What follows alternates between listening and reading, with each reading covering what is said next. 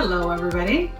Today we are talking about Nova Scotia, specifically taking a 10 a.m. ferry, heading straight to the Fortress of Louisbourg, realizing halfway through our journey that we misjudged the time, the roads, and how fast things close on Cape Breton.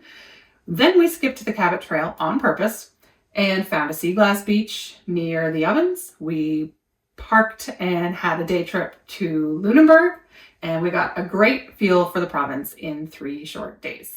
This episode is for people who want to do Nova Scotia in a weekend, and we'll talk about what we did and what we would do differently if we did it next time. That's right. And we are the RV Canucks. We are Canada's RV podcast for new RVers and weekend warriors. Although we're based in Ontario, we travel all over North America and show you just how far you can go on your vacations from work.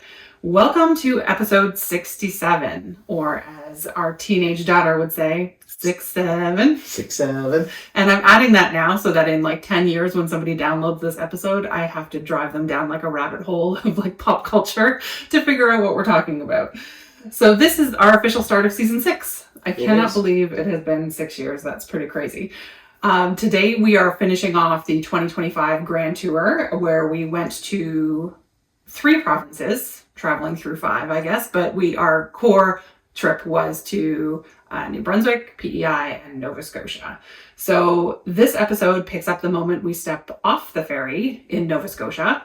We have covered New Brunswick and PEI in episodes 65 and 64. And if you're thinking, I only have long weekends, like, can I cover Nova Scotia in that time period? You absolutely can. This episode is our answer to that question. We're going to show you some realistic, 3 to 4 day trip itineraries, or what we did in that 3 to 4 days, where we spend our nights, what we'd skip next time, and how we would structure that trip a little bit differently, I guess, if we were to do it again. So I guess let's talk about from like offloading the ferry. So we got off the ferry. It was a fairly uneventful offload, nice and smooth and quick. We get onto the roads in Nova Scotia, and I think probably the first thing that we learned is that you need to add extra time into what the GPS tells you, and that the roads are going to be a little bit more bumpy than you expected.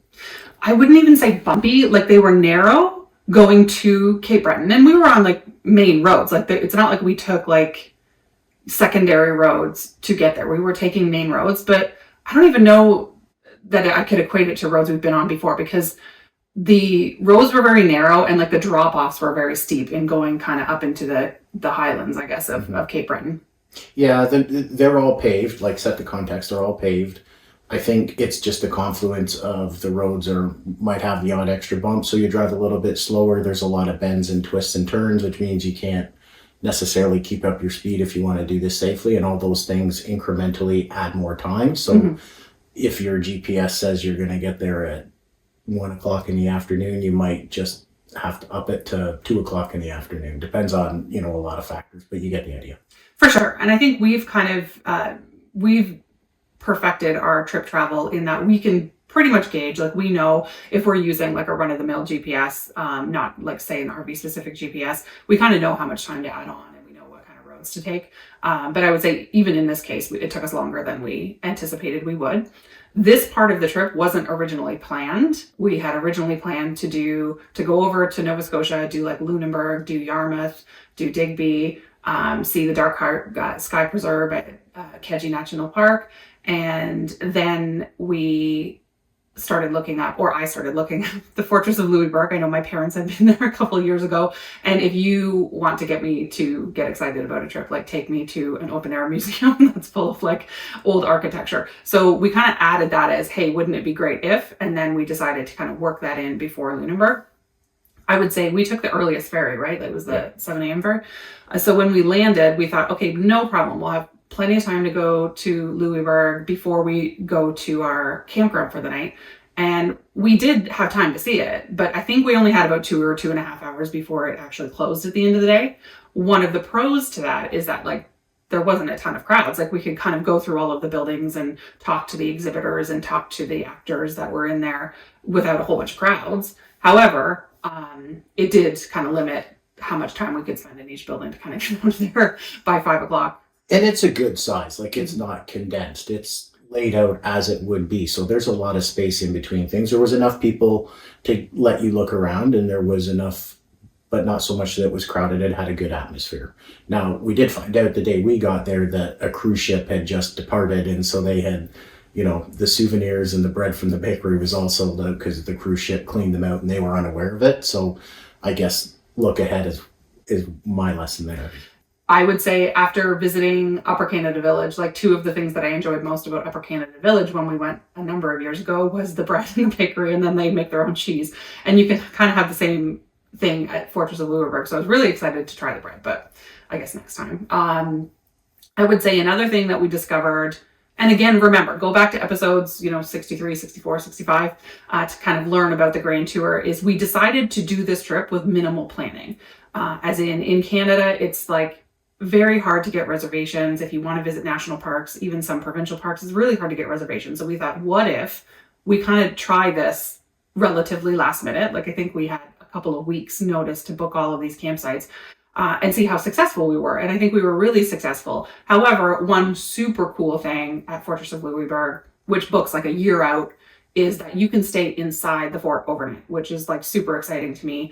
Of course, we called them and we're like, hey, any chance you have any last minute cancellations? And of course the answer is no. But once the gates shut at 5 p.m., they basically lock you in, like they lock the gates up and you can sleep in like the armory, or like there's just several buildings you can sleep in overnight. So it would have been a really cool thing. So going back again, I would probably, that part of the province, and maybe this kind of will lead into the Cabot Trail conversation, requires more planning, I would say. Yeah, I think maybe we would slow it down a little bit, dedicate a little bit more time to seeing Louisbourg. I think, the experience was really good. The staff there was really helpful. We remember, this is important. We showed up with the trailer from the ferry, so we had to find parking there. There's ample parking there. There's a dedicated RV lot, as we learned. Non-RVers park in the RV lot, but they're, not a showstopper. We found a spot easily enough. You're going to go to a bit of a reception center, a visitor center, really. Check in.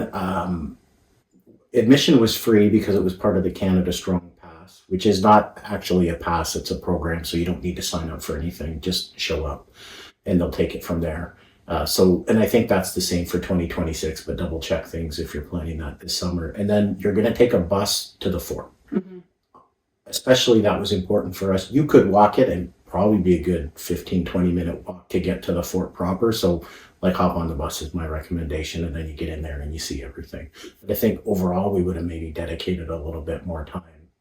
And maybe what we'll do is we'll kind of pair this episode, like go to our social media, go to Instagram, TikTok, Facebook, and you can kind of see, we'll share some images from this fortress in particular. It's kind of a really cool program in that they invite reenactors to come and visit them. So they come and they visit and they dress up every day.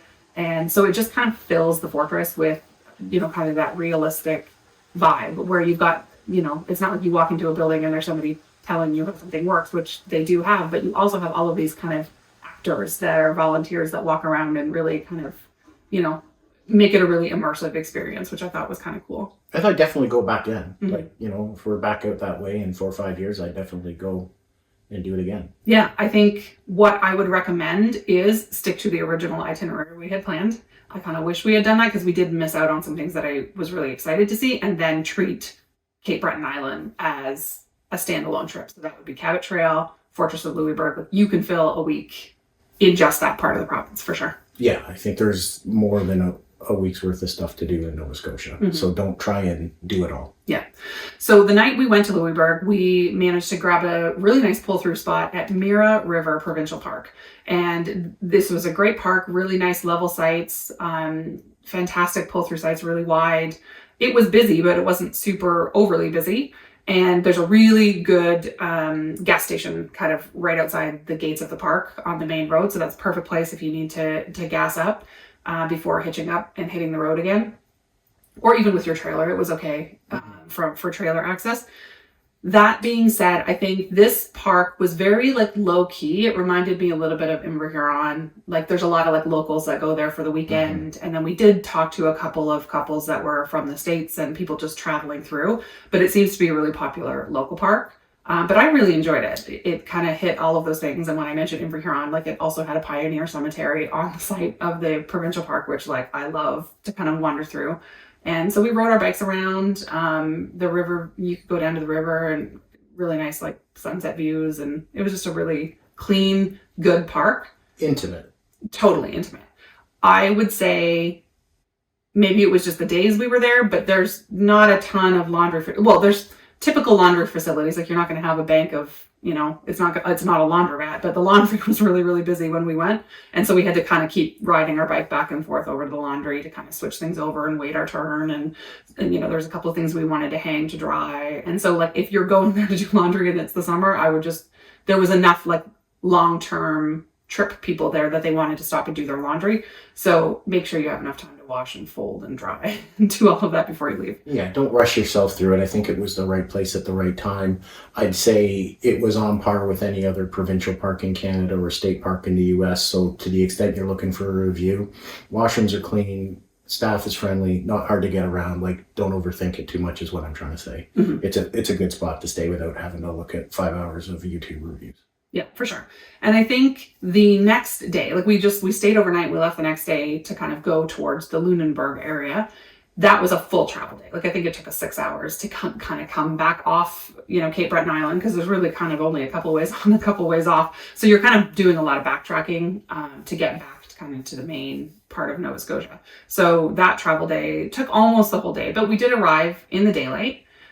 For the 2 days that we were in the Lunenburg area, we stayed at the Ovens Natural Park and Campground. It is a privately owned park. It's been in the same family for eons. They have a cool little museum there that shows the history. But that park was definitely like a private park. Like you have wide open sites. It's full hookup. So the hookup, let's talk about hookups since you brought it up. Yeah. There's full hookups.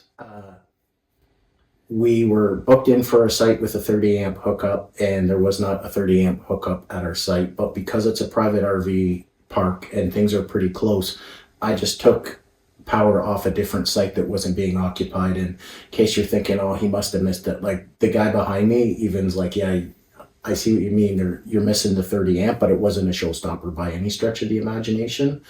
A lot of people were staying there in the same way that we were. They were probably in the area or they were traveling around Nova Scotia, because I remember the family that stayed beside us was from Europe. Mm-hmm. And they were in a rental motorhome. So good place to stay. I'd put it on there. Just manage your expectations when you pull in for utilities in the washroom. Mm-hmm. It was tight. It was tight to get in and out, just because it is an older park, but it was definitely maneuverable. Like we could get in and out. It just was a couple of tight turns to kind of. Listen, it's not a provincial park, it's not a KOA, and it's not a resort, but I would still stay there again. Oh, it was fantastic. I would say the views, second to none. Like we saw sailboats, we saw the Bluenose sail by. You're kind of up on a little bit of a cliff, like I would say probably 8 or 10 feet. Like there's stairs down to the beach, but the campgrounds are kind of up top. So you have a fantastic view of the water, and it was gorgeous. Very windy. So like note, if you're gonna, like don't leave your awning out if you're not at your site, because you are on water, but really, really fantastic site. They had like a little bar restaurant on area, a good camp store with like a lot of good provisions. I think we had to pick up like aluminum foil and just like things that we had forgotten. They had a great little camp store. But the highlight of the park is the actual ovens, which is a series of caves, blowholes, etc. And we took an afternoon and hiked that. Highly recommend. It was really cool. Like there was a number of kind of really rustic trails, and you would, they had built over years like overlooks, and there's little concrete steps that go down inside caves, and so you can kind of see the water rushing in and out. But very, very worth it just for an afternoon hike, and it took us maybe, I don't know, half an hour, 45 minutes. Yeah, and I was a little reluctant, but I was actually really glad we did it. I would do it again. There's a lot of good spots to take photos and like put a little drama into them as well, with all these blowholes and the way the sea comes up. So that's really cool as well. Mm-hmm. And they did also have a pool for guests to use, which was a nice addition. And also, like, listen, if you're on the road and your kids need to blow off steam, this is a good park where you can put them into a field and tell them to go play tag or throw a football or a frisbee. Like, certainly was a going concern, and lots of people coming and going. So. For sure. We saw deer too. Every morning we saw deer in the field right behind our site. It was, it was a really good place. Seagulls stole the toast. Keep an eye on your toast. Right near the ovens, and we'll put this in the show notes as well. I would say one of my top tips, if you love sea glass, I love to kind of comb through the seaside and look for sea glass that's washed up on shore. There was a really fantastic beach that was within bike riding distance. We took about 10 minutes to bike down to it. They have a lot of sea glass, and it was really cool. So I'll put the Google link for the sea glass beach in our show notes as well, if you're into that kind of thing. Yeah, let me just set the stage there, paint you a picture. There's lots of kind of summer homes, cottages. The beach was really nice to walk on in your bare feet. It's nice and secluded. You know, if you've ever found that hideaway beach in Puerto Rico or Hawaii, or, you know, a little beach, you know, along the Bruce Peninsula somewhere, that's kind of the flavor that I would put it in for people that are around North America, that it was one of those little gems that nobody knows about unless you listen to the podcast. So don't be afraid to go off the beaten track is what I'm trying to say. Mm-hmm. And I would say in terms of location, the Ovens is like the perfect location if you're going to head into Lunenburg for a day trip. Nice and close. You got a beautiful drive in and out of Lunenburg. It's about 25 minutes outside of Lunenburg. So you get a really nice coastal road to drive in. And maybe we'll talk a little bit about our day trip in Lunenburg and whether you're kind of stopping. I think it's better as a day trip where you don't have your rig attached, but you certainly can go to Lunenburg if you do have your trailer and you're just kind of passing through for a half day trip or a little rest on the road. But maybe we'll talk about the parking situation in that context. The important part to know and understand this is that Lunenburg is one of those picturesque destination places like Niagara on the Lake or Lawrence, so parking's going to be difficult. And it's going to involve trying to find a spot, going to involve having to pay for it. We actually found a really good free spot. It was a big lot between the Lunenburg Curling Club and the Lunenburg Arena. Both are barns, and if you appreciate, you know, an old arena, this is, you know, I did pop my head inside. It was a really good wide open parking lot where we could park and maybe 10-15 minute walk into Lunenburg. Certainly took the stress out of like trying to do laps of the downtown, trying to find a spot for a pickup truck to park. So that's like tip number one. Yeah, and to be clear, we did try the latter. We did tour the downtown and try to find a parking spot. There is a parking lot down at the marina, but I think that fills up like first thing in the morning. I think we got there just shortly before lunch, like 10:30, 11. And so it was, yeah, I would say the walk, I was going to look it up on Google Maps before we did this, but I would say, I don't know, less than, it was like 1.5 kilometers maybe. Like it wasn't long. And there's, if you kind of cut across the parking lot to the right of the tennis courts, you're going to see a path that kind of walks along the water and takes you into Lunenburg. So like not on the street side, but on the water side, there's a nice path with a playground and, you know, some monuments to look at, memorial markers, things like that. So that was a great way to kind of get a different view than you would have if you were just driving in and parking. We did the Maritime Museum. We saw the Bluenose, which we'll maybe talk about specifics to that. And we had like a great lunch and then spent the rest of the day kind of wandering around shops, obviously having the obligatory ice cream, antique shops. There was a lot to do.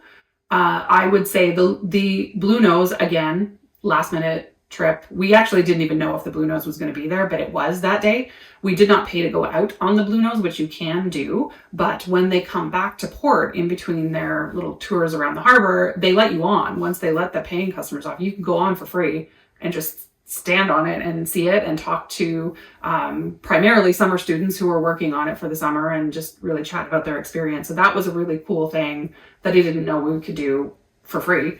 But they do take the Bluenose out and tour it around, often like far away from Nova Scotia. So it's not there all the time, but you can look up, the Bluenose has a website and you can look up when it's going to be in Lunenburg. So if you want to time it to make sure that you see it, then that's something that's important. Maybe for like our US listeners, do we want to say what the Bluenose is?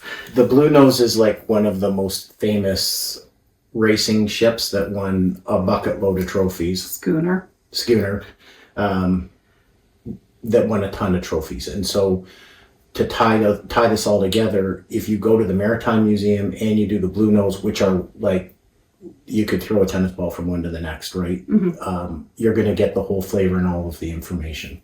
And then if you are, you know, in Canada and you pick up a dime, on the back of the dime is the Bluenose, right? So the front of the dime. Front of the dime. The other side from the Monarch.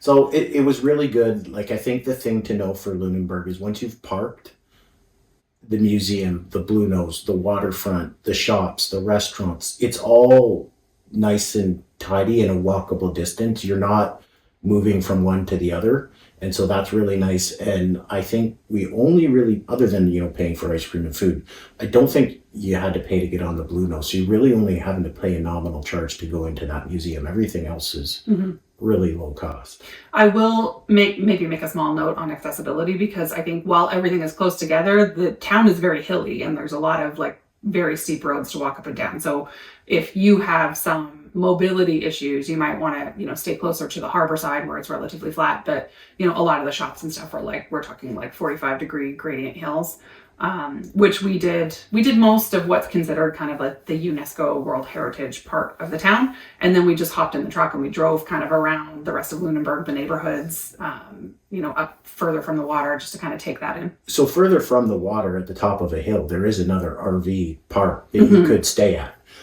We kind of just saw it from the road and it looks like a going concern. It looks like a good place to stay. Definitely check it out and do your research. I think we're happy with what we did at the Ovens. I don't think either one's necessarily a wrong decision. Yeah, the one in Lunenburg at the top of the hill was completely booked, as it would be, because it's essentially walking distance to town and you get a really nice elevated view of the water, much higher than the Ovens. But I was super happy with what we chose, given that we were booking last minute. But we'll put a link and some information on that campground as well in the show notes. So maybe we'll talk about what we didn't do, or what I had originally planned in our little itinerary that we didn't do, because I think this is kind of an important one. And I kind of think we missed out originally because of the whole Fortress of Louisbourg thing. I think that was a detour, although I loved it. I'm sad that I missed Yarmouth and Digby and kind of the area of the province that's dedicated dark sky preserve, because after our trip to California for our 20th anniversary, we stayed in a dark sky preserve, and the stars are unbelievable. It's such a cool way to spend an evening or two just kind of staring out at the cosmos. So we did miss that. One of the reasons was we were going to go down towards Yarmouth, go back up around Digby and then take the ferry. Dan talked about this before. The ferry was an astronomical cost, $1,300 to go across to Maine and then kind of cut back. And that just prevents you from having to loop all the way back around to where you can kind of cross out of Nova Scotia into New Brunswick. And I think if we were to do this again, I would have cut out Cape Breton altogether and done the Dark Sky Preserve. Kind of in the middle of the province, there's, I'm going to butcher this name. So the locals call it Kedji National Park, but it's Kejimujik, I think is how you say it. And that is a Dark Sky Preserve. It's a national park, Canada National Park, and dedicated Dark Sky Preserve. There's a museum on site, historical site that you can visit. And that's kind of perfectly located. If you were going kind of Lunenburg up to kind of Digby, you could stay there. It's kind of right in the middle of the province. And so we did miss out on that. But I would say 3-day itinerary, I would do kind of, 3 to 4 day itinerary. I would do 2 nights in Lunenburg and then a night at the Dark Sky Preserve and maybe a night over near Yarmouth. So you kind of see the other coast of the province. Yeah, I think you're kind of dividing the province in half, and if you're doing it on a long weekend type time frame, you're either doing the west or you're either doing the east, but don't try and put them both together, because I think they both deserve their own proper trip. Yeah. If that's all the time that you can devote to it. For sure. And I think we've talked about this before, and we were chatting this morning about putting this episode together.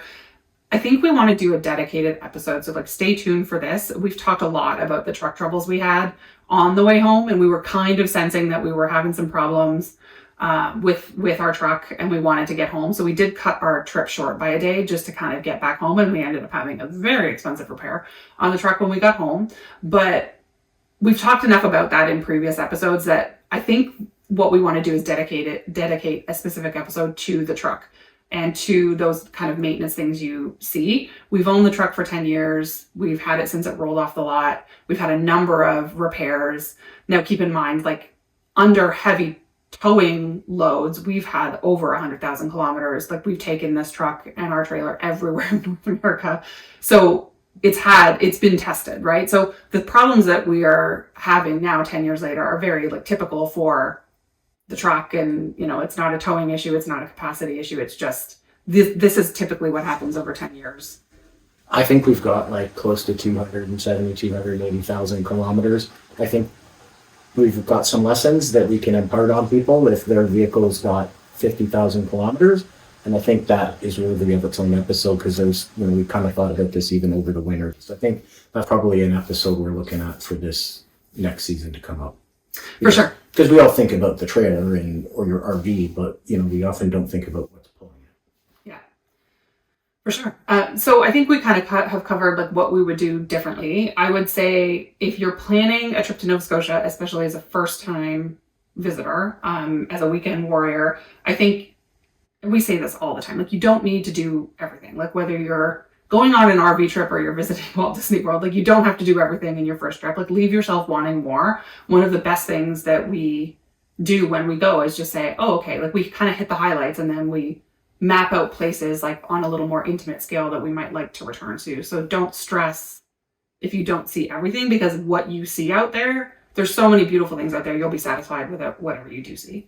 Yeah, I think definitely don't overthink it is what we're trying to say. Like, you'll note we went to Nova Scotia and we haven't talked about Halifax, and we didn't go to Halifax for the same reason we didn't go to Charlottetown. And if you want to know why, just kind of listen back to the PEI episode. Yeah, that's episode 65. But by no means is it a slight against Charlottetown or Halifax. It just wasn't going to work for what we were doing on this trip. Yeah, for sure.